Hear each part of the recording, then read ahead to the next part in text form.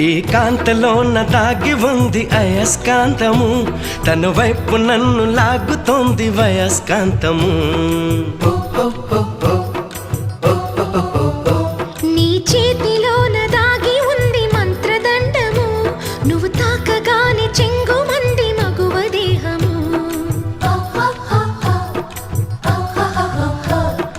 ఇద్దరిది ఒకే స్థితి, ఏమిటి ఈ పరిస్థితి?